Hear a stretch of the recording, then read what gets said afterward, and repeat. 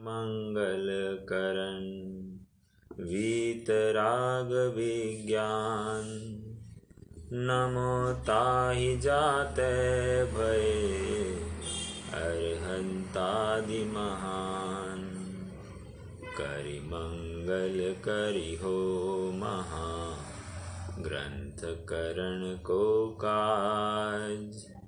जाते मिले समाज सब पावे निज पद राज। पावे निज पद राज।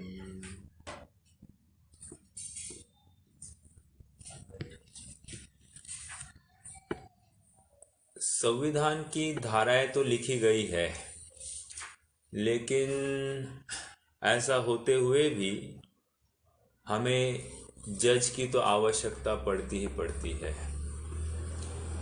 वैसे ही ट्रैफिक के रूल्स भी लिखे गए हैं, बनाए गए हैं। ऐसा होते हुए भी हमें एक ट्रैफिक पुलिस की भी ज़रूरत पड़ती ही पड़ती है।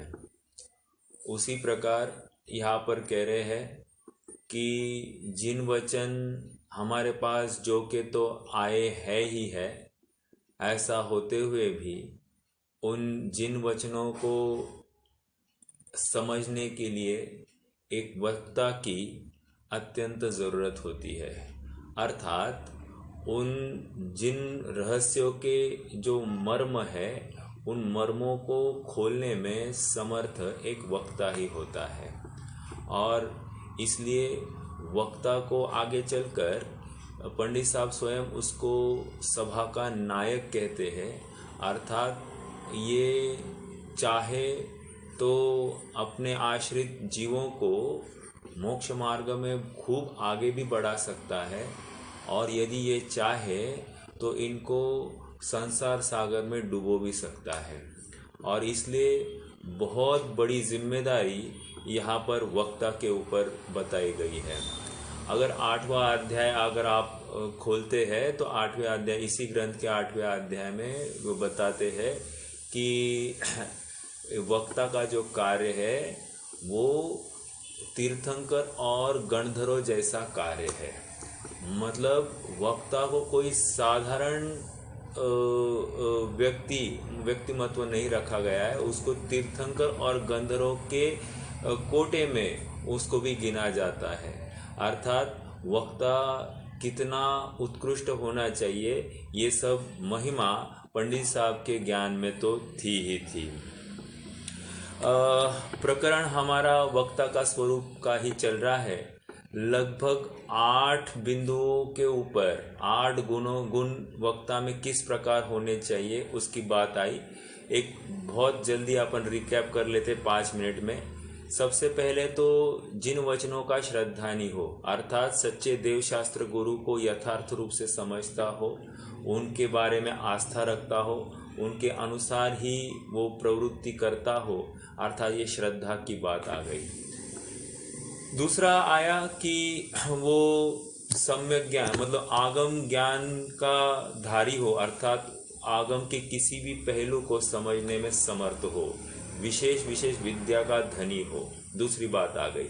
तीसरा बिंदु ये आया कि निश्चय व्यवहार की विवक्षा को अच्छे से समझने में समर्थ हो, मुख्य गौण की विवक्षा को समझता हो और यथा रूप से वो उसका निरूपण करता हो। चौथा बिंदु ये आया कि इसको आगम विरुद्ध या अध्यात्म विरुद्ध या शास्त्र विरुद्ध कोई भी वचन करने का बहुत भय हो, क्योंकि ऐसा कहने से अनेक जीवों का अनंत भव में बुरा हो जाए, ऐसा ये कदापि नहीं चाहेगा। पांचवा बिंदु आया कि ये अर्थार्थी नहीं हो। अर्थार्थी मतलब ये आजीविका हेतु इसकी प्रवृत्ति नहीं हो, अर्थात लोभ से युक्त नहीं हो। इसको आजीविका के साथ साथ कपड़े लत्ते, उसकी व्यवस्था, उसका खान पान या जो कोई उसके एक्स्ट्रा आप यूँ कहे कि मान लीजिए ऐसा भी काफ़ी जगह देखने में मिलता है। मान लीजिए एक पंच कल्याणक होना है पंच कल्याणक या मंदिर खड़ा होना है, कितना बजट है मंदिर का? साहब 10 करोड़ का। 10 करोड़ का तो फिर मेरे 10 लाख, 1 लाख का मेरा 1% कमीशन। तो इस प्रकार ऐसे भी आजकल सौदे होने लग गए हैं। तो ऐसा वक्ता वो शोभा को प्राप्त नहीं होता, ये सभा का नायक नहीं होता है। ओके। तो जो बिका हुआ हो, जो बिकाऊ माल का धारण करता है, ऐसा वक्ता श्रोता के लिए पूज्य भी नहीं है और वो जिन शासन की प्रभावना करने में समर्थ नहीं। आगे कहते हैं कि वक्ता को तीव्र कषाई नहीं होना चाहिए। अगर वो तीव्र कषाई होगा तो श्रोतागण उससे डरेंगे और डर के मारे वे प्रश्न नहीं पूछेंगे, तो जिन रहस्य को समझने में तत्पर नहीं होंगे। और हो सकता है कुछ कालांतर में सभा ही साफ हो जाए, कोई आए ही नहीं उस सभा में। या फिर वक्ता इस प्रकार होना चाहिए कि स्वयं शंका खड़ी करे, उसका समाधान भी करे, या श्रोताओं के माध्यम से कोई प्रश्न हुआ हो तो उस प्रश्नों का भी जब तक समाधान न हो तब तक आगे ना बढ़े। 8वां बिंदु अब इस प्रकार से कह रहे हैं कि ये जो श्रोता हो वो लोक निंद कार्य में प्रवृत्ति नहीं करता हो।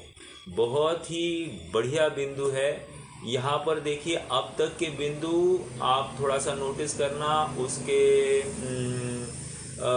प्रेजेंटेशन स्किल्स के ऊपर ज़्यादा है। हालांकि कषाय वो अंतरंग भावों की तरफ संकेत है, लेकिन अब जब लोक निंद कह रहे हैं, अर्थात ये अब बहिरंग रूप की तरफ से अब चर्चा करना चालू की है।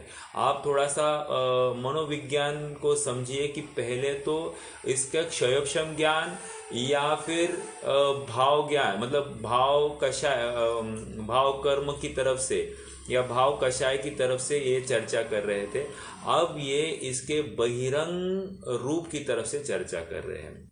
सबसे पहले ये कह रहे हैं कि ये जो वक्ता होना चाहिए, ये वक्ता लोक निंद कार्य में प्रवृत्ति नहीं करे, अर्थात कोई ब्लैक का धंधा नहीं करे, या फिर पुलिस आकर उसको ले जाए ऐसा कोई धंधा नहीं करे, या फिर चोरी का कोई व्यापार आदि नहीं करता हो। ऐसे अनेक आप जितना योग्य आप समझ सकते हैं जिसमें इसकी निंदा हो, और ये लोगों को कषाय भाव मंद करो, ये चोरी नहीं करनी चाहिए, सप्त व्यसन का त्याग होना चाहिए, ऐसा कहते हुए ये स्वयं उन क्रियाओं में प्रवृत्ति करता हुआ दिखाई दे, तो ये सभा का नायक सुशोभित नहीं हो सकता है। ये 8वां बिंदु हुआ। अगला बिंदु अब हम देखते हैं, हमको पढ़ना है।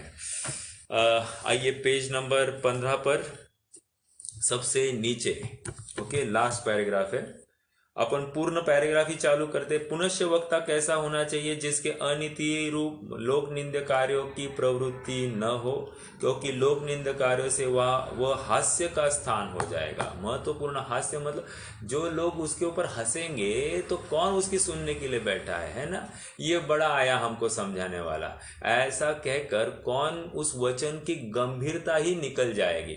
भले ही वो यथार्थ भी कहे, लेकिन सुनने वाला, अरे आपको मैं थोड़ा सा एक बात बताऊं, मैंने बहुत विद्वान ऐसे देखे हैं कि जो जिनवानी का निरूपण करते हुए भी मुख में कुछ रख कर बात करते हैं।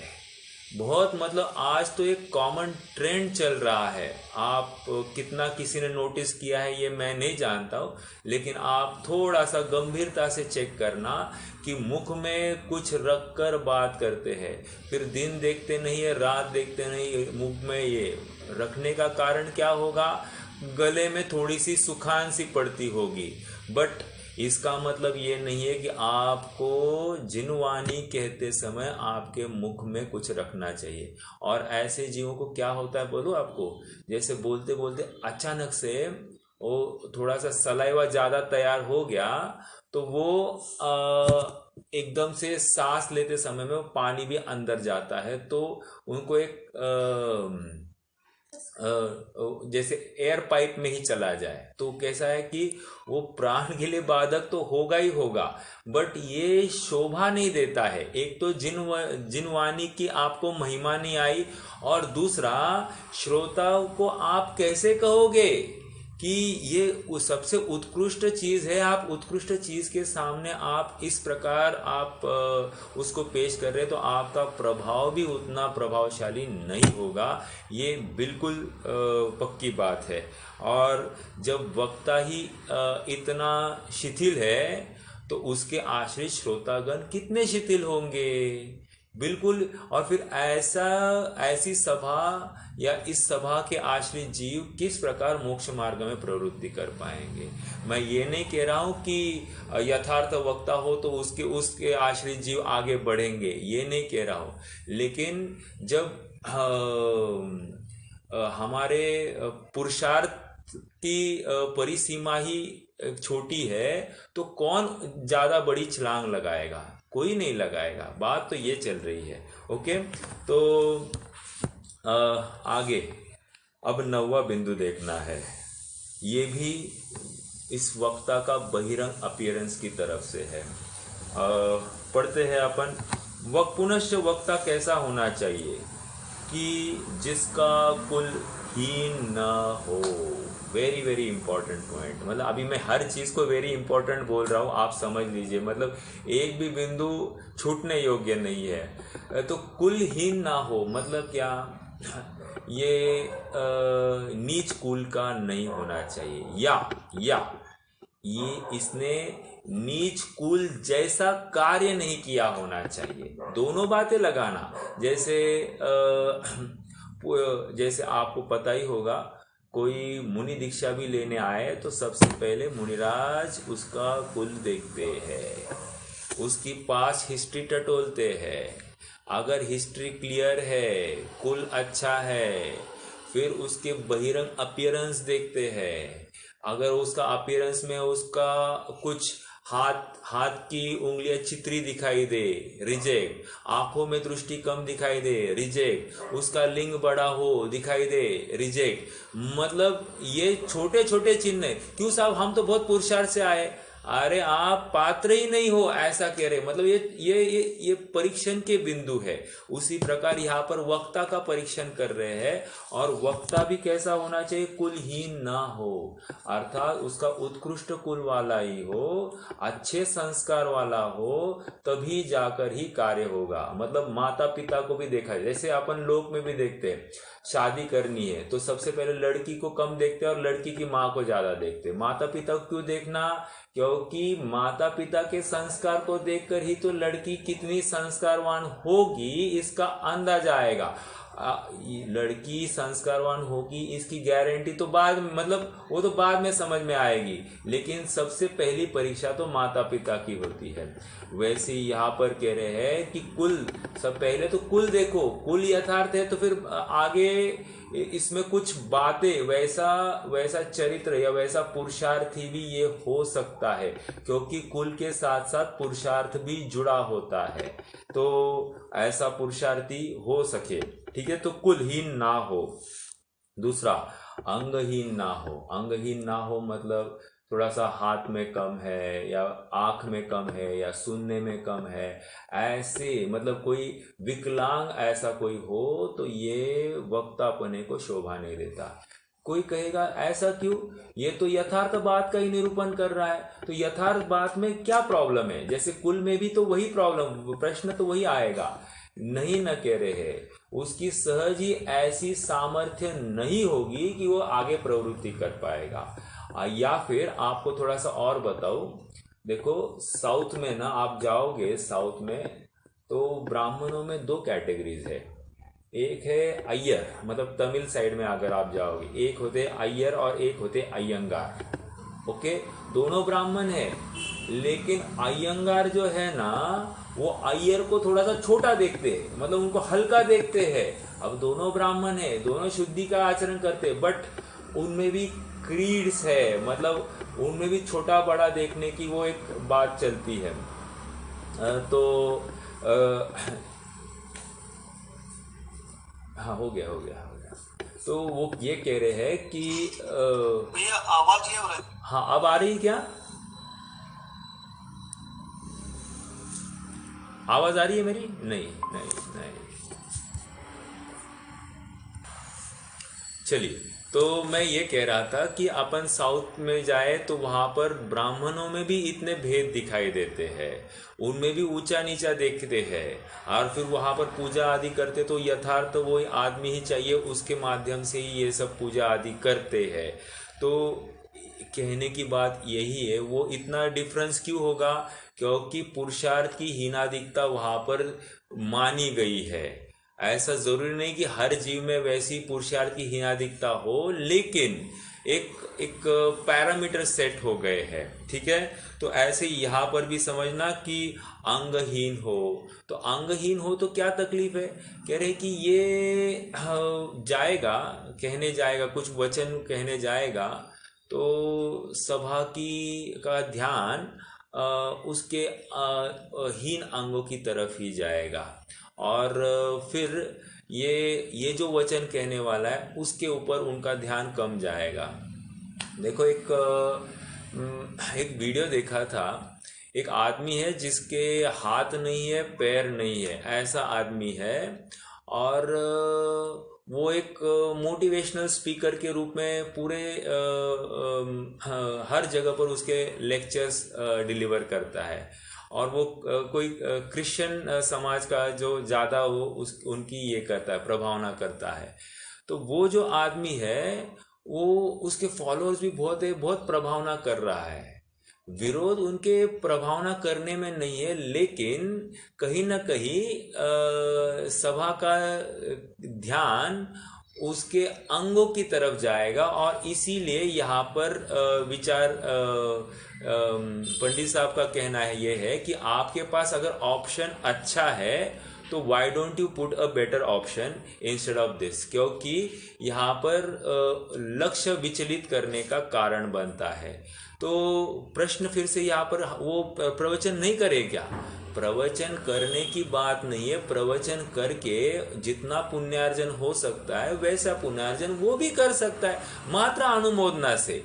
तो अपने यहाँ पर अनुमोदना का भी उतना ही फल है, तो इसलिए वो जिद नहीं हो। यहाँ पर एक विशेषता है कि वो अंगहीन हो तो तकलीफ का मतलब प्रभावना नहीं हो सकती। और आप सब जानते ही होंगे कि आहार दान भी अंगहीन के माध्यम से नहीं होता, या प्रक्षाल आदि भी अंगहीन के माध्यम से नहीं होता है। ऐसे सहज ही एक चरणान योग की एक परंपरा है कि जिनागम में ऐसा वो एक उसको स्वीकार नहीं किया गया है।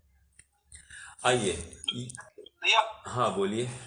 हाँ, आयु जैसे जैसे बढ़ती जाएगी जैसे इंद्रियों की शक्तियां भी कम होगी, तो ये अंगहीन में धीरे धीरे जाएगा। तो क्या वो वक्ता फिर जैसे अभी डॉक्टर साहब है, हाँ। वो बोल रहे कि मुझे कम समय देता है, शक्ति कम हो गई, तो वो तो पूरी तरीके से वक्ता है ना अभी भी, उसका समाज को लाभ लेना चाहिए। हाँ। हाँ। भैया मेरा एक प्रश्न है, हाँ, अंगहीन को अगर सम्यक तो हो सकता है तो फिर इसमें क्या बाधा है इसमें? बिल्कुल ठीक है, ठीक है। देखिए, पहले तो मुकेश भैया का समाधान करते हैं। जैसे डॉक्टर साहब की बात कर रहे हैं, मैं ऐसा हार्ड एंड फास्ट उनको विरोधक के रूप में ये बात नहीं लेना।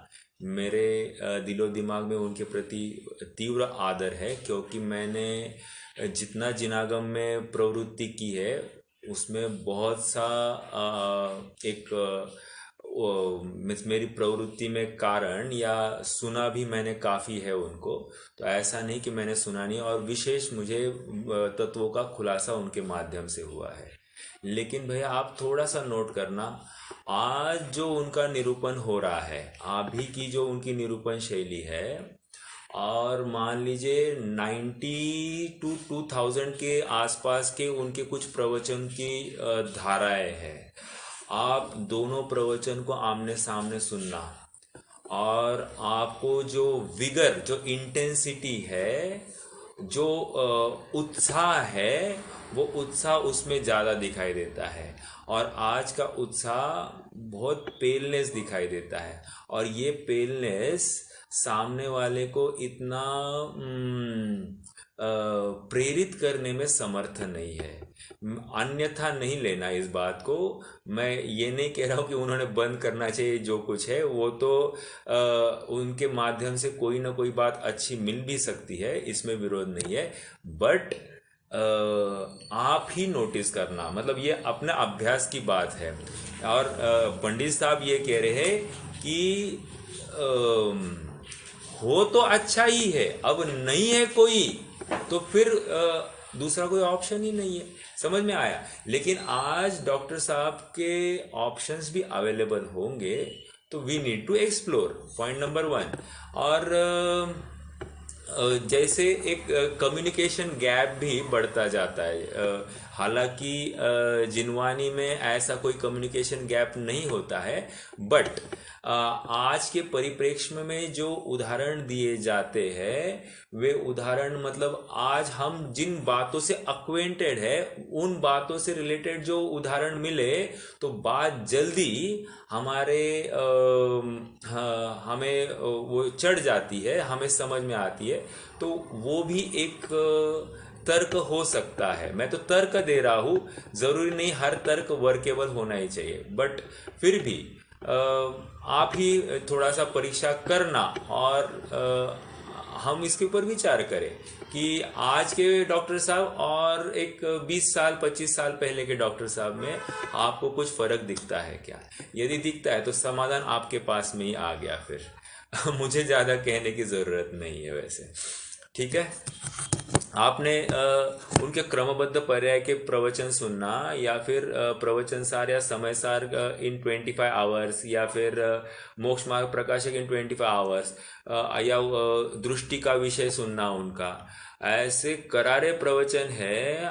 उसमें एक एक ऐसा लगता है कि एक एक वर्ड हम नहीं छोड़े, इतनी उसमें वो फ्लो कंटिन्यूटी और स्पीड भी है, विगर भी है। और आज के प्रवचन में थोड़ी सी आवाज़ भी ढीली है, वो आवाज़ भी बहुत उपयोग देकर सुनना पड़ता है तो वो समझ में आती है। नवीन व्यक्ति जो जुड़ने वाला है वो इससे प्रभावित नहीं होगा, ऐसा हमको लगता है।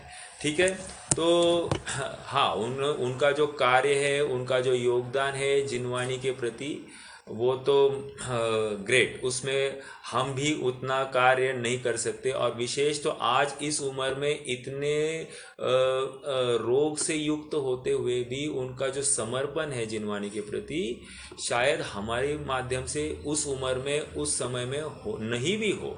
मैं विरोध नहीं करता हूँ, बट यहाँ पंडित साहब के एंगल से अगर विचार कर रहे हैं तो वहाँ पर निश्चित रूप से सभा को पकड़ के रखने में अभी थोड़ी सी ढिलास लगती है। चलो,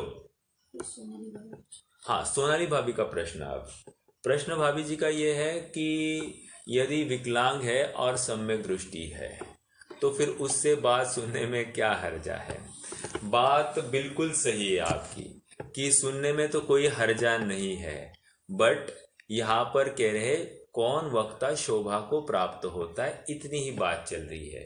अगर दूसरा हमारे सामने नहीं है तो we can always explore him, but अगर हमारे पास ऑप्शन है तो हमको यथार्थ पूर्ण अंग वाला ही लेना चाहिए, क्योंकि चरणानियों की परिपेय आप थोड़ा सा गंभीरता से विचार करें।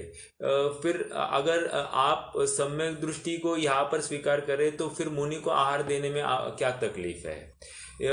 फिर प्रक्षाल करने में क्या तकलीफ है? वैसे देखा जाए तो कोई तकलीफ नहीं है। फिर भी यहाँ पर वे कह रहे हैं कि नहीं चलता है, क्योंकि कहीं ना कहीं वहाँ पर पुरुषार्थ की कमी हो सकती है, या फिर जीव हिंसा का कारण बन सकता है, आदि आदि अनेक बातें हैं। तो आप विचार करना कि क्या है, बट विरोध तो बिल्कुल नहीं है, विरोध नहीं है। होना ही नहीं चाहिए कहा कह रहे, यहाँ तो कह रहे गुणवान, मतलब कौन से गुणों से युक्त तो होना चाहिए। मतलब इसका मतलब ये पर्टिकुलर बात नहीं है तो उन्होंने वक्तापन नहीं करना, ये बात आती ही नहीं है। यहाँ तो ओनली वक्ता का ये गुण हो तो और शोभा को प्राप्त होता है। बात तो ये देखो, लास्ट में वे कहेंगे वक्ता में ये गुण तो अवश्य होने चाहिए, नहीं है तो फिर बात वो नहीं है, क्योंकि उनकी वक्तृत्व शैली या कम्युनिकेशन हो सकता है अच्छा है, तो उस रूप में प्रभावित हो सकते हैं लोग। मैं विरोध नहीं कर रहा हूँ इसमें, बिल्कुल ये है, बट ये एक बिंदु है। अगर वक्ता है, अंग से युक्त है, पूर्ण अंग से, और साथ साथ सम्यक दर्शन से युक्त है, तो वो ज्यादा कार्यकारी देन दिस पर्टिकुलर पर्सन, इतना ही इनको कहना है। ओके, स्वर भंग ना हो। अब देखो और एक बिंदु ले लिया, स्वर भंग। मुकेश भैया, अब देखो स्वर में थोड़ी सी कमी आ गई है। अब वो स्वर भंग होने से क्या होता है कि शब्द उच्चारण ठीक से नहीं आता है, या पूर्ण ठीक से बात हमें सुनने में नहीं आती है, तो हम प्रकरण को नहीं पकड़ पाते हैं। तो इसलिए सामने ये हो जाता है कि रुचि भी अपने आप कम हो जाती है।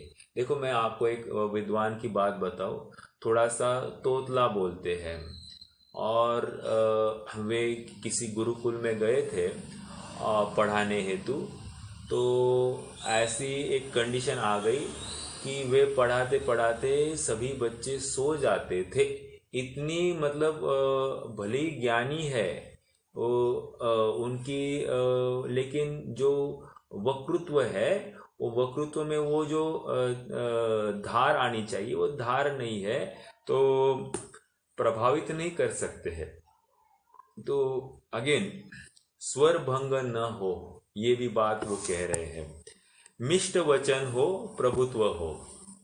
मिष्ट वचन मतलब कभी भी मतलब मुंह में शक्कर ही होनी चाहिए, अर्थात ये हर प्रश्न को धैर्य से सुने और धैर्य से उसका समाधान करने का सामर्थ्य हो, और यदि नहीं कर पाए समाधान तो कहे कि मुझे इसका ज्ञान नहीं है, मैं समझ कर बताऊंगा। इतने मिष्ट रूप से ये बताए तो उसमें ये विशेष शोभा को प्राप्त होते हैं। और दूसरा प्रभुत्व हो। प्रभुत्व मतलब यहाँ पर विशेष कमांड हो। अब प्रभुत्व अनेक प्रकार से लिया जा सकता है।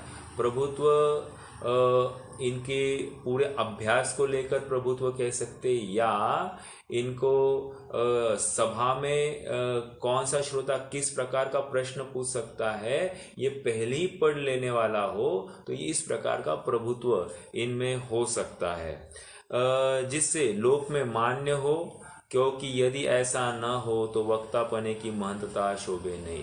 लोक में मान्य होना चाहिए, अर्थात मान लीजिए मेरे बदले कोई दूसरा, मैं एक अच्छा वक्ता हूँ और मेरे बदले आज एक दूसरा वक्ता आ जाए, तो सहज ही क्या होता है कि थोड़ा सा वो आवाज़, वो शैली चेंज हो जाती है। तो या मेरे से अच्छी शैली हो तो स्वीकार हो जाती है, लेकिन मेरे से कम शैली हो तो फिर वो थोड़ा सा एक अपने आप एक साइकोलॉजी हो जाती कि ये थोड़ी सी अलग है, कंपैरेटिव स्टडी चलती है, और फिर उसमें एक अनिच्छा बनी रहती कि ये ठीक नहीं, ये ठीक नहीं है।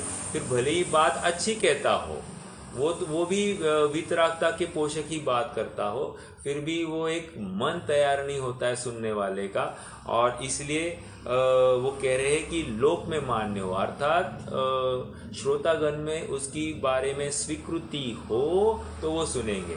देखो मैं आपको और एक बात बताऊं, जैसे लोक निंदक कार्य है ना, उसमें और एक बात, जैसे अभी जस्ट पहले मैंने बताया कि वो मुख में कुछ रखता हो और फिर बोलता हो, तो एक बार मुझे अभी पता चला कि ये व्यक्ति ऐसा खाकर बोलता है।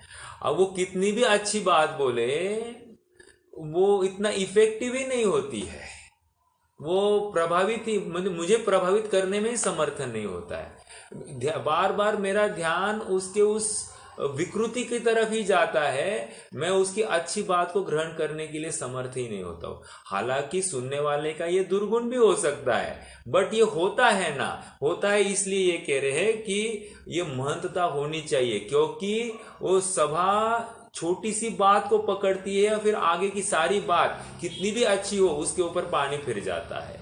इसलिए यहां पर ये कह रहे हैं ओके, ऐसा वक्ता हो, वक्ता में ये गुण तो अवश्य होने चाहिए। ओके, तो हमने देखा कि अंतिम जो बिंदु, ये दो जो बिंदु है, ये उसका चरणानुयोग, उसका जीवन कैसा होना चाहिए, ये बात आ रही है। अर्थात वो कितना बोलता है, कैसे बोलता है, इसकी अपेक्षा उसका जीवन भी कैसा है ये भी लोग देखते हैं, और कभी कभी तो उसके जीवन से प्रभावित होकर ज्यादा धर्म में प्रवृत्ति करते हैं। आपको एक घटना बताऊं, मैं मलाड में गया था। मलाड में मैं सचिन जी आए थे तो वहां पर गया था। वहाँ के लोगों ने दशलक्षण का उनका कार्यक्रम था, और वहाँ के लोगों ने शाम के लिए चरणानुयोग का ही बात रखी। और आप यकीन नहीं मानेंगे, वे जहाँ पर रुके थे वो साधर्मी भाई ऐसे थे कि उनको चाय के बिना तो उनका काम नहीं चलता था। अब इन्होंने कहा कि अब से आपकी चाय बंद। तो उस जीव को जिसके घर ठहरे थे, उन्होंने 10 दिन तक चाय को नहीं पिया तो उनको तकलीफ भी नहीं हुई। नहीं तो उनको ऐसा होता था कि चाय नहीं पी तो सरदर्द करना लगे, लेकिन 10 दिन के लिए उनको कुछ भी फर्क नहीं पड़ा। वहाँ के लोगों ने उनका मतलब आचरण देखकर खान पान में इतना विवेक लाया, मतलब बाजारू चीज़ों का त्याग करना आदि आदि सब बातें इतने फटाफट 8-10 दिन के स्पैन में वहाँ के लोगों में बहुत सारा चेंज आ गया। मतलब बहुत सारी बातों में इतने इजीली इन्होंने कह दिया और उन्होंने छोड़ दिया। अरे यहाँ पर हम बच्चों को कहते बेटा ये नहीं करना चाहिए, नहीं करना चाहिए, ये नहीं करना चाहिए, ये तो करे जा रहे, और उन्होंने ये एक स्टेटमेंट कर दिया। और सभी मतलब 500 की 400-500 की सभा होती थी, वहां पर अपने आप 200-300 तो छोड़ देते थे। कहने की बात इतनी है कि ऐसा भी वक्ता कितना प्रभावित कर सकता है। कब प्रभावित कर रहा है? जब उसका जीवन ही बोल देता है। अर्थात उसका एक एक रोम, एक एक ऊर्जा जिन वचनों के लिए समर्पित हो जाए तो अपने आप उसका हर बात बोलने, जैसे अभी कल्पना बहन जी है, वो एक बात बोले तो उनका जीवन ही बोलता है, ज्यादा बोलने की जरूरत नहीं, उस बात में वजन आ जाता है। समझ में आ रहा है क्या? तो वजन मतलब जिन वचन में भी वजन आने के लिए हमारा भी जीवन उसके अनुकूल हो तो ज्यादा कार्यकारी होता है। ऐसी बात यहाँ पर पंडित साहब कह रहे हैं। ओके, आइए अब अगले पेज पर यहाँ पर आत्मानुशासन का एक छंद दे रहे हैं, और इस छंद के आधार से पंडित साहब ने ये वक्ता के गुणों की बात की है। हम एक बार वो छंद पढ़ते हैं। शार्दुल विक्रीडित की धुन है। अपन इस छंद को एक बार पढ़ते हैं और रैपिडली उसके शब्दों का अर्थ पकड़ लेते हैं। देखो, प्राज्ञः प्राप्त समस्त शास्त्र हृदय प्रव्यक्त लोक स्थिति प्रास्ताशः प्रतिभा पर प्रशमवान् प्रागेव दृष्टोत्तरः प्रायः प्रश्नसः प्रभु परमनो हारी परा निंदया ब्रूयात् धर्म कथां गणी गुणनिधि प्रस्पष्टमिष्टाक्षरः। ये शार्दुल विक्रीडित है। इसके आने गाने धुन में ये गाया जाता है। मैंने इस धुन में गाया, इसका अलग भी एक टोन है, ये भी एक है। प्राज्ञ, मैं अभी वो धुन मुझे बैठ नहीं रही है। प्राज्ञ प्राप्त समस्त शास्त्र हृदय प्रव्यक्त लोक स्थिति प्रास्ताश प्रतिभा पर प्रशमवान प्रागेव दृष्टोत्तरा। ये ऐसे भी गा सकते। चलिए मैं तो अभी इसका एक एक शब्द पकड़ते हैं। प्राज्ञ मतलब ज्ञानी हो। ओके। प्राप्त समस्त शास्त्र हृदय अर्थात सभी शास्त्रों का रस हृदयंगम कर दिया है। अब उसको कुछ किसी भी शास्त्र का कोई भी बात पूछो, कंसेप्चुअली वो एकदम परफेक्ट हो गया है। ओके, मतलब उसके मर्म को समझ गया है। देखो एक बार एक विद्वान को पूछा गया कि क्या आप समयसार आपने पढ़ा है? तो उसने कहा कि समयसार तो पढ़ा नहीं। आप कहोगे ये कैसा विद्वान जिसने समयसार ही नहीं पढ़ा। तो बात ये है, अगर किसी ने बालबोध भाग 1, 2, 3, वितराग विज्ञान भाग 1, 2, 3 और तत्वज्ञान भाग 1, 2 इतने विषयों को अच्छे से हृदयंगम कर दिया हो तो वो विद्वान हो गया है। फिर वो अब किसी भी विषय का निरूपण करने के लिए समर्थ है, क्योंकि उसके बाहर ऐसी कोई भी चीज नहीं है कि वो कंसेप्चुअली वो क्लियर हो गया है जिनागम के रहस्यों को लेकर। और इसलिए अब इसी को लेकर हर जगह पर कोई ना कोई बात मिली जाएगी। तो उसे पूछा गया कि आपने समयसार को पढ़ा है? तो उन्होंने कहा समयसार मैंने पढ़ा तो नहीं है, लेकिन समझने की पूरी सामर्थ्य है और समझाने की भी पूरी सामर्थ्य है। जब ये कहते हैं तो उन्होंने दोनों बातें कह दी। क्योंकि उन्होंने एक बात कही, कंसेप्चुअली मैं एकदम परफेक्ट हो गया हूँ, और जब कंसेप्चुअली परफेक्ट हो गया हूँ तो फिर कोई भी विषय नवीन हो उसको तो मैं आराम से आगे समझा पाऊंगा। ओके, प्राप्त समस्त शास्त्र हृदय। ओके, तीसरा प्रव्यक्त लोक स्थिति अर्थात लोक निंदा का पात्री नहीं हो, मतलब लोक निंद कार्य में प्रवृत्ति नहीं करता हो। प्रास्ताश मतलब क्या? आशावान नहीं है। ये आजीविका संबंधी ऐसा कोई प्रयोजन इसका नहीं होना चाहिए। प्रतिभा पर एकदम प्रतिभावान होना चाहिए। प्रशमवान दो अर्थ करेंगे। प्रशमवान मतलब बिल्कुल मंद कशाई हो, ये एक रूप से प्रशमवान। या दूसरा प्रशमवान ऐसा कि जिसको आते ही पूरे सभा में सन्नाटा छा जाए, सब अब एकदम शांत हो जाते हैं, इसको भी प्रशमवान कहते हैं। और एक अर्थ करते हैं, जैसे कितनी भी उत्तेजित सभा क्यों न हो, बस इस जीव को देख लिया, इनके वचनों को सुन लिया, अपने आप कषाय मंद हो जाती है। प्रशमवान। ओके, एक उदाहरण आपको बताऊं। देखो नागपुर में प्रशिक्षण शिविर हुआ था, एक 25-30 साल पहले की घटना है। और उस समय में हजारों में अपने समयसार को पैरों तले कुचल दिया गया था, जलाया गया था, पानी में बहा दिया गया था। तो उस समय में वक्ता, जो शिक्षण शिविर में एक वक्ता थे, मुख्य वक्ता, तो उन्होंने सभागण को संबोधित करते हुए कहा, एक माँ के 2 बेटे हैं, और यदि एक बेटा विपरीत कार्य कर रहा है तो दूसरे बेटे ने क्या करना चाहिए?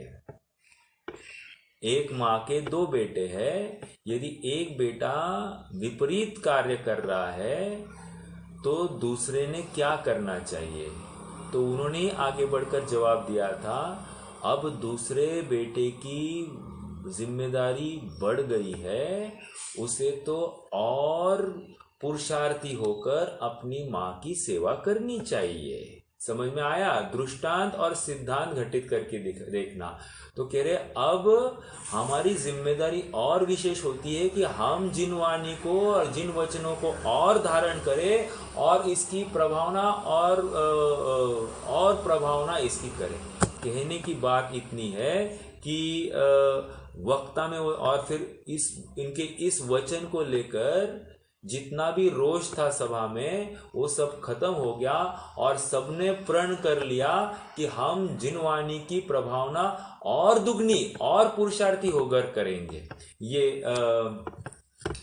एक मतलब हाल ही की 30-35 साल पहले की घटना है और उसके ऊपर एक किताब भी लिखी गई है, गोली का जवाब गाली से भी नहीं। तो ये वो किताब की बात है, आप चाहो तो आप पढ़ सकते हैं कभी समय मिला तो। ये कहाँ से आई? प्रशमवान, ठीक है। या फिर एक उदाहरण देता हूँ, जैसे देखो एक डॉक्टर है, रोगी बहुत दर्द से विह्वल हो रहा है, जैसे ही डॉक्टर को देख लिया उसका आधा दर्द खत्म। समझ में आया?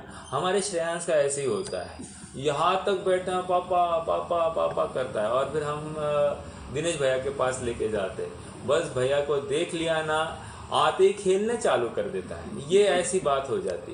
तो ये क्या है? प्रशमवान। बस डॉक्टर को देख लिया और सारा दर्द खत्म। डॉक्टर ने बोल दिया हाँ कुछ नहीं है, इतना बोलते ही खत्म हो जाती। ऐसे यहाँ पर वक्ता ने बस बोल दिया कुछ नहीं है, तुम सुखी हो जाओगे, तुम बस मैं जितना कहता हूँ उतना कर लो, तो बस सामने वाले का आधा दर्द खत्म हो जाता है। प्रशमवान कह रहे हैं। ओके। प्रागेव दृष्टोत्तरा मतलब क्या? कि इसने पहले ही प्रश्न देख लिया और प्रश्न का उत्तर भी इसने जान लिया, तो इसने दृष्ट उत्तरा मतलब उत्तर पहले ही देख लिया है इसने। आगे प्रायः प्रश्नस मतलब क्या? अनेक प्रकार के प्रश्नों को सहने वाला, किसी भी प्रकार से कैसा भी प्रश्न आ जाए तो सहने वाला। इसमें कोई इलॉजिकल भी प्रश्न हो सकता है, कोई लॉजिकल भी प्रश्न हो सकता है, लेकिन शांत चित्त से हर प्रकार के प्रश्न को, हर प्रकार की जिज्ञासा को वो समाधान करने में समर्थ हो। प्रायः प्रश्नस। प्रभु हो, प्रभु मतलब विशेष ज्ञान का धारी। ये प्राज्ञ और प्रभु दोनों एकार्थवाची है वैसे। पर मनोहारी परानिंदिया, देखो आ रही बात, पर मनोहारी। पंडित साहब ने जो कोई खोला है उस बात को, पर मनोहारी मतलब दूसरे। देखो मैं आपको बताऊं, एक घटना है। मैं ना मैं गया था मेरठ में, ठीक है। मेरठ में गया था और सचिन जी के साथ गया था। तो वहाँ पर जाकर तो बहुत से लोगों ने मुझे ही विद्वान समझ लिया। थोड़ा सा मैंने भी कुर्ता पैजामा ही पहना था और मुझे ही विद्वान समझ लिया। जब सचिन जी जब गद्दी पर बैठे तब सबको लगा अरे ये विद्वान है, ये विद्वान नहीं है, तो बात अलग हो गई। लेकिन पर मनोहारी, मैं ये नहीं कह रहा हूँ मैं सुंदर हूँ दिखने के लिए लेकिन कहने की बात ये है कि ऐसा हो जाता है कि सामने वाले को देखकर एक प्रभाव हो जाता है, ठीक है। तो पर मनोहारी जैसे आपको, मुझे मालूम नहीं, मैंने ज़्यादा सुमत जी को देखा नहीं है, लेकिन बहुत लोग मुझे कहते हैं कि आप सुमत जी जैसे दिखते हो। अब मुझे मालूम नहीं कितना दिखता हो, क्या दिखता हो, बट आप उनके भाई हो क्या, आदि आदि बहुत बातें पूछते हैं। बट कहने की बात इतनी है कि पर मनोहारी मतलब दूसरे को एक उसको देखकर एक कंपैशन आना चाहिए, वो बात यहाँ पर कह रहे हैं।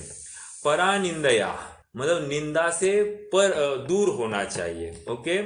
ब्रूयात धर्म कथा, और मात्र धर्म कथा को ही कहने में समर्थ हो। आगे क्या है? गणी गुण निधि, गुणों की निधि होना चाहिए। और प्रस्पष्ट मिष्टाक्षर मतलब स्पष्ट वक्ता हो और मिष्ट वचन से बोलता हो। देखो बहुत बड़ी बातें हैं। स्पष्ट वक्ता मतलब क्या? मान लो मेरे सामने कोई विपरीत बात चलती हो तो मैं स्पष्ट रूप से कहूँ ये गलत है, और जब भी कहूँगा मिष्ट वचनों से युक्त कहूँगा। समझ में आया? तो ऐसा वक्ता का स्वरूप यहाँ पर हमने आत्मानुशासन के माध्यम से पढ़ा।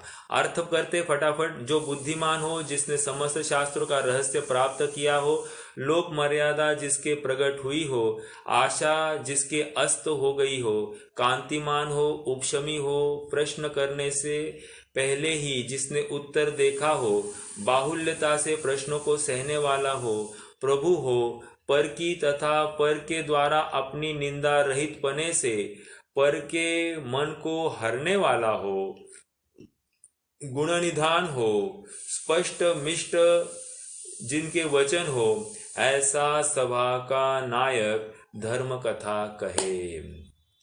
देखो, नायक और नेता ये दोनों एक ही धातु से बनते हैं, नी धातु से बनते हैं। और नी मतलब क्या? ले जाता है, अर्थात नायक भी ले जाता है, नेता भी ले जाता है। तो किसी यथार्थ मार्ग पर ले जाने का काम इस नायक का होता है, ऐसा यहाँ पर कह रहे हैं। तो नायक इन विशेष गुणों, इन गुणों से युक्त होना चाहिए। अब प्रकरण बदलेगा नहीं, लेकिन प्रकरण में थोड़ा ट्विस्ट आ रहा है। ट्विस्ट यूं आ रहा है, अब पंडित साहब जो नायक है सभा का, यदि उसमें ये और एट्रीब्यूट्स हो या विशेष गुण हो तो और वो प्रभावकारी होगा या और कार्यकारी होगा, ऐसा कह रहे हैं। मेरा जो कहने का मंतव्य है, अब तक की जो चर्चा थी ये मात्र व्यवहार से श्रद्धानी वक्ता की बात थी। अब ये जो चर्चा करने वाले हैं ये निश्चय से श्रद्धानी वक्ता की बात करेंगे। और निश्चय से श्रद्धानी वक्ता कितने प्रकार के हैं? तो वे दो प्रकार के कहेंगे। एक तो आत्मज्ञानी ऐसा एक वक्ता, और दूसरा यदि उसी वक्ता में 3 ज्ञान के धारी, 4 ज्ञान के धारी या गंधर आदि हो या केवली हो, तो ये विशेष लाभ को प्राप्त होते हैं, विशेष प्रवक्तापने की को प्राप्त होते, ऐसी बात पंडित साहब करने वाले हैं। अपन थोड़ा सा ये विषय को प्रारंभ करते, देखते क्या कह रहे हैं। ये अब कौन सा पॉइंट होगा? 9 पॉइंट तो हो गए हैं हमारे, राइट। अब 10वां पॉइंट, पुनश्च आप इसको अगर चाहो तो आपके वहां पर लिखो विशेष गुण, विशेष वक्ता के विशेष गुण। ओके, मतलब अब तक क्या थे? मात्र गुण थे। अब यहाँ पर चर्चा करेंगे ये विशेष गुणों की चर्चा। ओके, पुनश्च वक्ता का विशेष लक्षण ऐसा है कि, ओके, क्या है विशेष लक्षण? उसके व्याकरण, न्यायाधिक तथा बड़े बड़े जैन शास्त्रों का विशेष ज्ञान हो, तो विशेष रूप से उसको वक्तापना शोभित हो। ओके, क्या कह रहे? व्याकरण। व्याकरण मतलब बहुत बड़ी बात है। देखो, एक एग्जाम्पल दूं। जैसे अकषाय, अकषाय ये शब्द ले लिया। अकषाय मतलब क्या? कषाय नहीं है, इसको कषाय कहेंगे, या अल्प कषाय को अकषाय कहेंगे। तो ये व्याकरण की भाषा है। यदि कोई इन छोटी छोटी बातों को नहीं समझ सकता है तो फिर शास्त्रों के अर्थ को करने के लिए असमर्थ होगा। या फिर आप यूँ कहिए कि अकलंग स्वामी ने एक उदाहरण दिया, अनुदरा कन्या। अनुदरा कन्या कहकर जो शब्दशः अर्थ तो क्या होता है? जिसको उदर नहीं है, पेट नहीं है, ऐसी कन्या, उसको अनुदरा कन्या। लेकिन उसका अर्थ ये है कि जिसका पेट बड़ा नहीं है, ऐसी कन्या, उसको अनुदरा कन्या कहते हैं। तो समझने की बात यह है कि शास्त्रों में व्याकरण का किस प्रकार से यूज होता है, इसका अभ्यास इस वक्ता को यथार्थ रूप से होना चाहिए। या आप यूँ कहिए कि सम्यक, मैंने कल भी बताया था, सम्यक दर्शन ज्ञान चारित्राणि मोक्ष मार्गः। ओके, तो वहां पर व्याकरण, वैयाकरण, व्याकरण का पाठी को क्या कहते हैं? वैयाकरण कहते हैं। तो वैयाकरण खड़ा होता है और उसने एक प्रश्न किया, सर संस्कृत के व्याकरण का ये नियम है कि छोटा पद पहले लिखा जाता है और बड़ा पद बाद में लिखा जाता है, और दर्शन से ज्ञान ये पद छोटा है। ओके, अक्षर के माध्यम से ज्ञान छोटा है ना, 2 अक्षर हो गए, और दर्शन में 3 अक्षर है। तो आपने दर्शन पहले क्यों लिखा? आपने पहले ज्ञान लिखना चाहिए। आपने संस्कृत का व्याकरण का जो नियम है उसको आपने खारिज किया। ओके, ये वैयाकरण ने प्रश्न खड़ा किया। तो आचार्य देव ने वहां पर समाधान किया, बराबर है, आपकी बात बराबर है कि छोटा पद पहले लिखा जाना चाहिए और बड़ा पद बाद में लिखा जाना चाहिए, लेकिन और एक व्याकरण का नियम है कि जो पूज्य हो उस बात को पहले लिखा जाना चाहिए। क्या कहा? जो पूज्य हो उसको पहले लिखा जाना चाहिए। और मोक्ष मार्ग में दर्शन पूज्य है, इसलिए सबसे पहले हमने दर्शन को लिखा है। ये समझ में आया है क्या? तो ये व्याकरण की अपेक्षाएं जो समझता है वो विषय को खोलने में समर्थ होगा। इसलिए जो वक्ता होता है, वक्ता ये व्याकरण का अभ्यासी होना चाहिए। ओके, या और थोड़ा सा आपको उदाहरण दूं, है ना।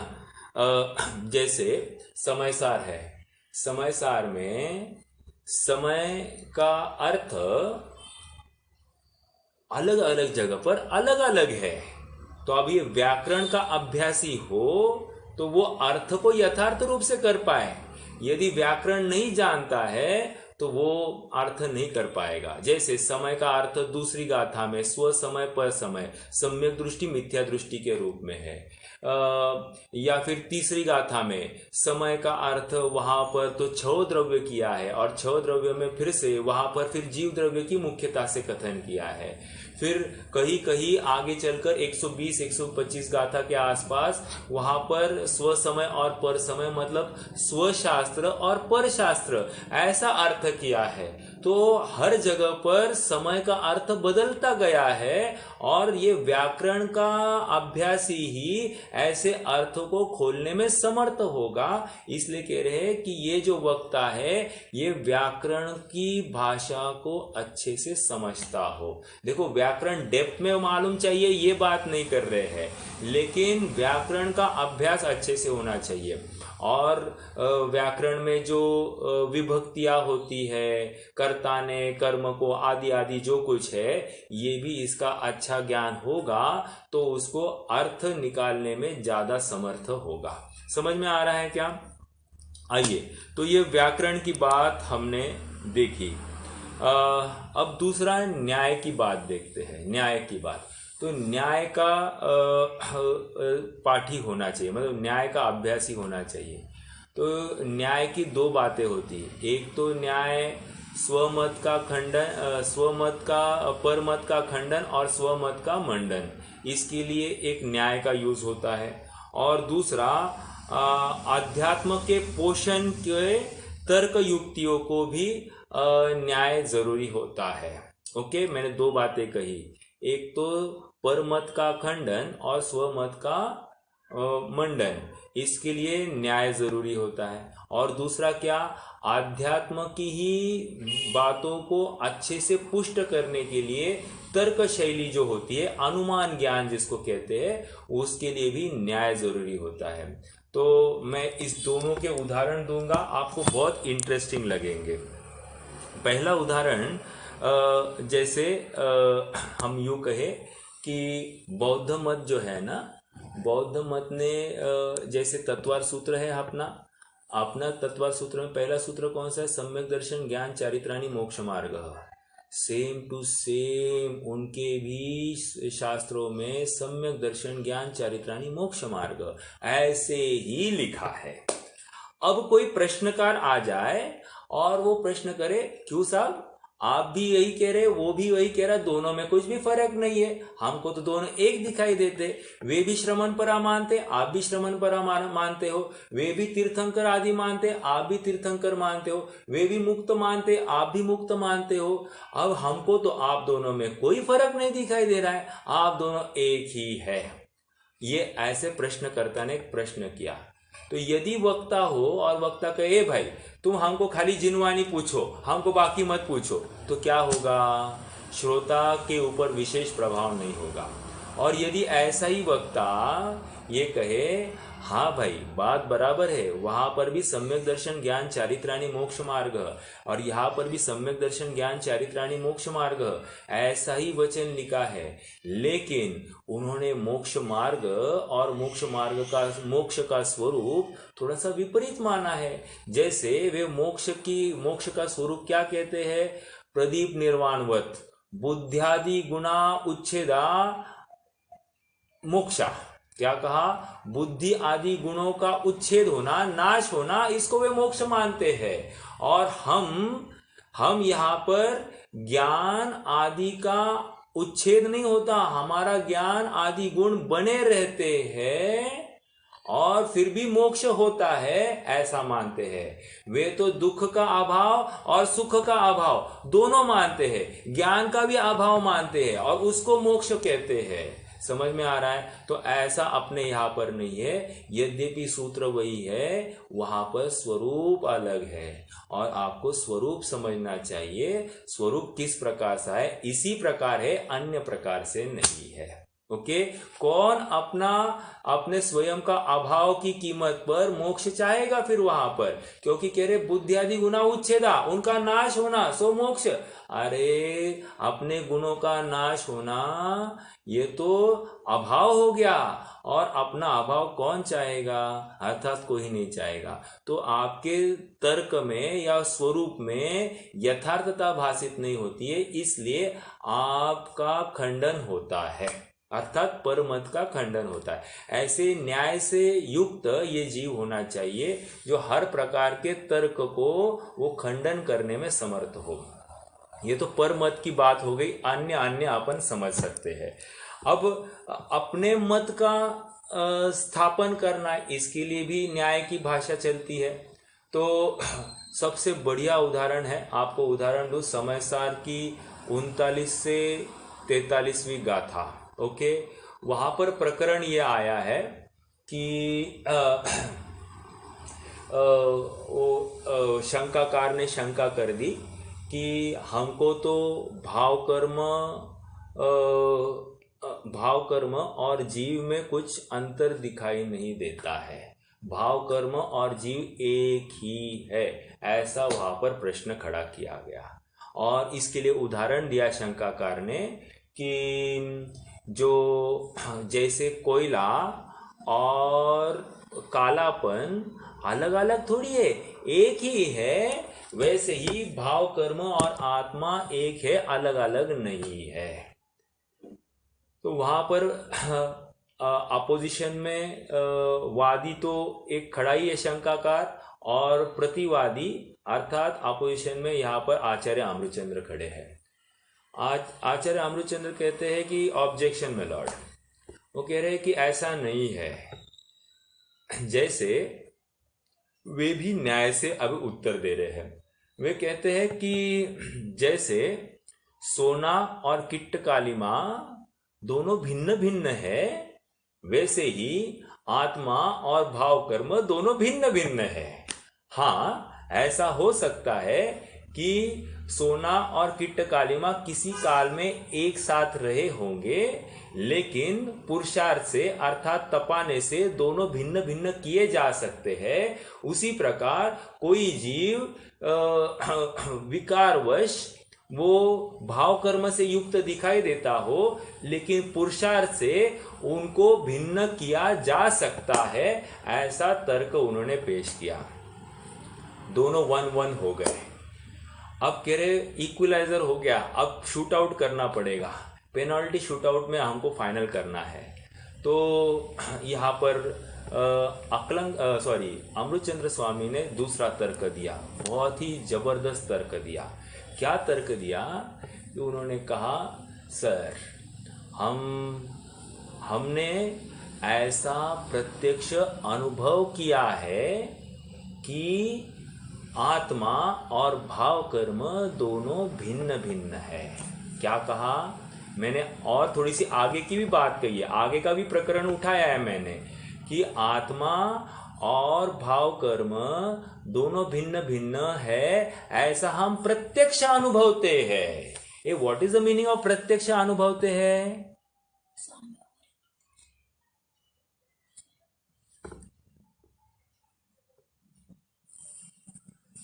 कोई बताएगा? मेरी आवाज तो आ रही है ना?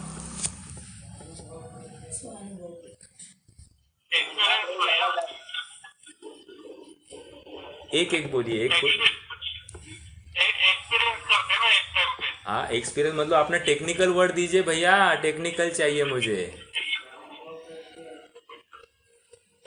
मतिशुद्ध प्रमाण से, मतिशुद्ध प्रमाण से, हाँ एक वर्ड आया है उसके लिए जिनवानी में, स्वानुभव प्रत्यक्ष। परफेक्ट, स्वानुभव प्रत्यक्ष।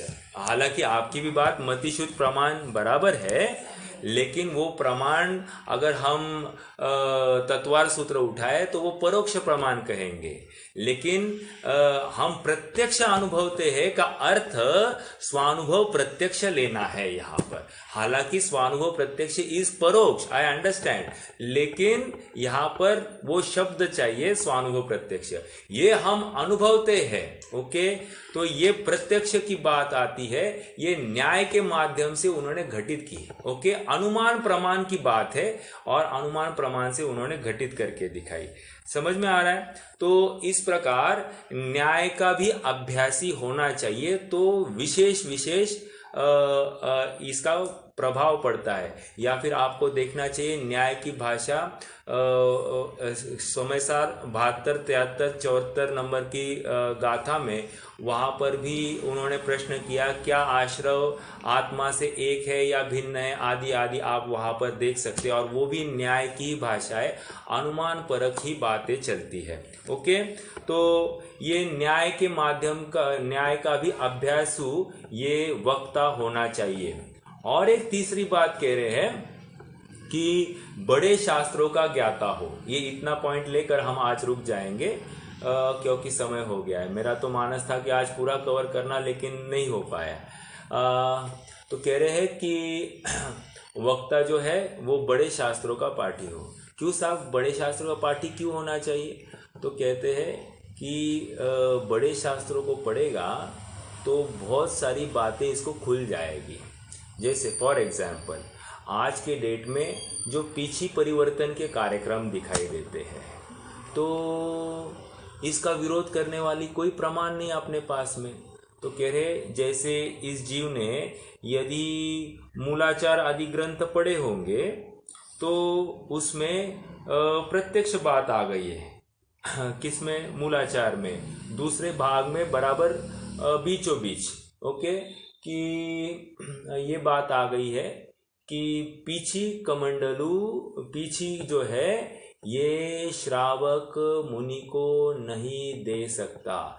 जिस प्रकार आहार आदि उद्दिष्ट नहीं चलते हैं, उसी प्रकार पीछी कमंडलू आदि भी उद्दिष्ट नहीं चलते हैं। तो ये बड़े शास्त्रों का अभ्यास जब तक इस जीव को नहीं होता है, तब तक वो प्रामाणिकता नहीं समझ पाता है, यथार्थता का निर्णय नहीं कर पाता है। इसलिए यहाँ पर कह रहे कि बड़े शास्त्रों का पाठी होना चाहिए। बड़े बड़े ग्रंथों को इसने पढ़ लिया हो तो इसका काम हो जाएगा। समझ में आ रहा है?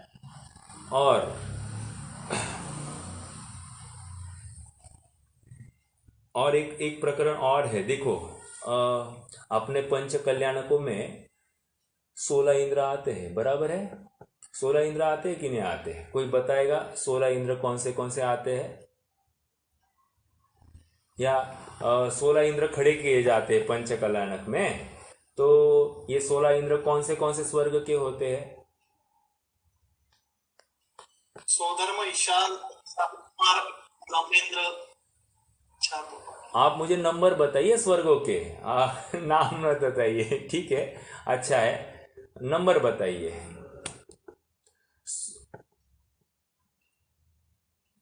नहीं, नंबर नहीं याद है। नहीं याद है।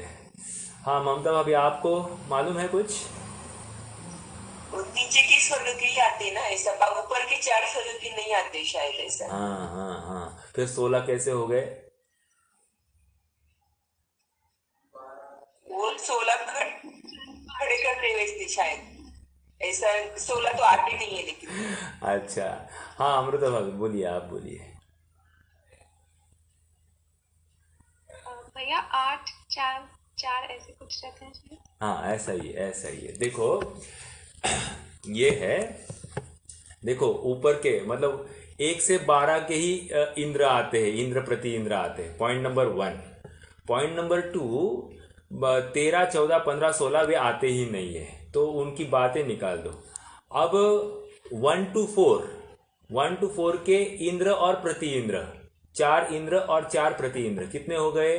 8 हो गए। ओके, अब 5 6 में 1 इंद्र, ओके, 1 इंद्र 1 प्रति इंद्र, 5 6 के दोनों जोड़े का 1 है। आप याद रखना वहां पर एक तो दक्षिणेंद्र है, दक्षिणेंद्र ही वहां का इंद्र माना जाता है। ओके, 5 6 में, 7 8 में भी ऐसा ही है, 8 9 में भी ऐसा है, 9 10 में भी 10 11, सॉरी मैं क्या कह रहा हूँ, 5 6 7 8 9 10 11 12, तो ये 4 जोड़ों में इंद्र और प्रति इंद्र ऐसा लेना है, तो वे 8 हो गए, 8 और 8 16 हो गए।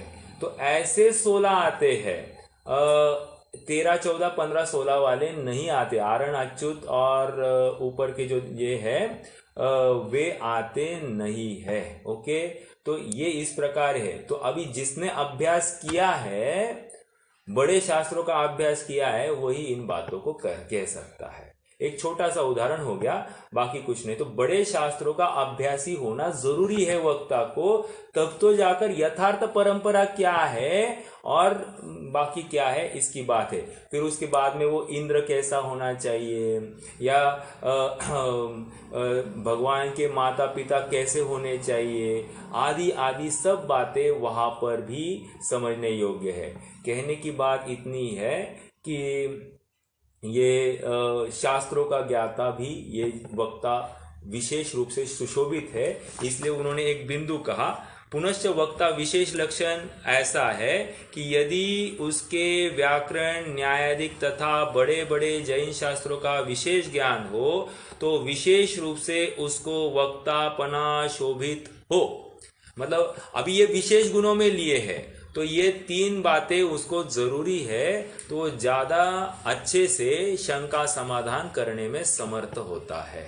ओके, तो आज के लिए रुक जाते हैं, कल हम आगे के 2 बिंदु जो है उसको भी उठाते हैं। अच्छे बिंदु है ये भी, करेंगे चर्चा, और फिर कल अपना वक्ता का स्वरूप पूर्ण हो जाएगा और श्रोता का स्वरूप में भी प्रारंभ कर ले। ओके, रुकते हैं। कोई प्रश्न है तो पूछिए, नहीं तो जिनवानी स्तुति है। था मुझे, हाँ बोलिए। वो पीछे कमंडूला का जो बोला ना आपने, ये नहीं दे सकता श्राव, तो वो कहाँ से ये होता है? अरे पीछी कमंडलू श्रावक नहीं दे सकता मतलब उद्दिष्ट नहीं दे सकता। आप थोड़ा समझना, उद्दिष्ट मतलब उनके उद्देश्य से बनाना नहीं है। अब वो कैसे? हाँ तो हाँ बताता हूँ, 2 बातें हैं। एक तो जंगल में विपुल मात्रा में जो पीछी के मतलब मोर के पंख झड़ जाते हैं प्राकृतिक रूप से, तो उनको वे अगर उनको ऐसा दिखाई दे कि अपनी पीछी के लोमाग्र थोड़े से हार्ड हो गए हैं, इसको लेकर जीव दया नहीं पलेगी, तो वे जो खराब पंख हो गए वे उसको चेंज कर देते। एक बात तो ये हो गई। दूसरी बात ये होती है कि यदि किसी श्रावक को ऐसा दिखाई दे, यदि वे इसके लिए आ गए, आहारचर्या के लिए आ गए, या फिर ऐसा उनके ऊपर कोई तिर्यंच, या वे जंगल में बैठे और तिर्यंच उनके पीछे ही उठाकर ले जाए, ऐसी केस में श्रावक यदि वहां से गुजरता हो या श्रावक के ज्ञान में आए कि ये उठ नहीं रहे हैं, तो फिर वो समझेगा कि हाँ पीछे नहीं है इसलिए ये हिल नहीं रहे हैं, ये उपसर्ग के मानकर यहीं पे रुके हैं। तो वो श्रावक जाकर स्वयं अपनी पीछी लेकर आता है। ओके, अपनी पीछी लेकर आता है मतलब उसने अपने लिए बनाई हो। अब वो कौन कब बनाएगा? यदि वो प्रोषद प्रतिमा का धारी हो या फिर सामयिक आदि प्रतिमा का धारी हो, तो उसने अपने लिए बनाई होगी अभ्यास के लिए। शिक्षा व्रत हमने अभी रत्नकर्ण श्रावकाचार में पढ़ा, तो उसने अपने लिए बनाई हो, वही तो जाकर उनको देगा। समझ में आया? तो इस प्रकार ये काम हो सकता है। उपकरण दान वैयावृत्ति के अंदर अपन ने लिया था, तो ये इस प्रकार समझना चाहिए। ओके, कमंडलू का भी ऐसा है। कमंडलू वो एक फल होता है, तुम्बी फल, और उस तुम्बी फल वो सूखने के बाद एकदम काष्ठवत हो जाता है, तो वे उसी का प्रॉपर उसकी टोटी बनाते, उसका बड़ा लिड बनाते हैं, और उसका हैंडल भी सूखी हुई जो वेल होती है उसके माध्यम से उसका हैंडल भी बना देते, और इस प्रकार कमंडलू बनता है। जो लकड़ी का काष्ठ का होता है जिससे रंदा मारा गया है या फिर पेंट हुआ है आदि आगमोक्तन नहीं है, ये सब हमको यथार्थ रूप से समझना चाहिए। और बोलिए, कोई प्रश्न था किसी का? ठीक है भाई जी। भैया, हाँ बोलिए। अगर यथार्थ श्रावक नहीं है तो हाँ। फिर मुनि खुद से अपना बना सकती क्या? हाँ। उनको ही बनना। हाँ, देखो ऐसे प्रसंग में इसलिए पंचम काल में ये आदेश है कि ये एकल विहारी नहीं हो, ये मुनि संघों में ही चलेंगे। तो सहचारी मुनिराज भी अगर ऐसा कोई देखते हैं तो वे स्वयं उनको पीछे देकर वे उनको उनका उपसर्ग दूर कर सकते, एक बात। फिर वे थोड़ा सा आगे पीछे लेकर आगे चलकर जहाँ उनको मोर पंख दिखाई दे, वे उनको इकट्ठा करके उसकी पीछे बनाएंगे और अपना काम चालू कर देंगे। तो इस प्रकार भी हो सकता है। This is second option. मतलब श्रावक के माध्यम से नहीं हो तो स्वयं कैसे करते ये भी समझना चाहिए। इसलिए पीछे परिवर्तन का कोई औचित्य दिखाई नहीं देता है, क्योंकि वहां पर ये अलग विषय है, बट फिर भी औचित्य नहीं दिखाई देता है। हाँ, आजकल जो ये पीछे का शेप होता है वैसा, वो बड़ा नीचे से ऐसा जो शेप होता है, वैसी पुराने जमाने में तो नहीं होगा। कुछ 20-25 पन्ने रहेंगे। राइट। ये 700-800 पंख वाली पीछी नहीं होती है, ये हार्डली 25 से 40 मोर पंख की बात है। ओके, क्योंकि हेवी भी नहीं होनी चाहिए ना, it should be easy to carry. ऐसा इनको बोझा नहीं होना चाहिए। अभी उसका कितना बोझा होगा हम समझ सकते हैं। और फिर 800 को बांधने के लिए उसकी बाइंडिंग भी कितनी स्ट्रांग होनी चाहिए, तो वो प्राकृतिक रूप से नहीं होगा, वो कहीं ना कहीं उसमें फिर मैकेनाइजेशन आएगा और फिर ये भार हो गया, अर्थात फिर किसी न किसी श्रावक को ही करके देना पड़ेगा। तो ये मुनिराज ये भी इस प्रकार का भी आरंभ के त्यागी है, और फिर वे पंच सुना से रहित कैसे कहलाएंगे अगर ऐसा कहते। तो तर्क ये दिया जा रहा है। ओके,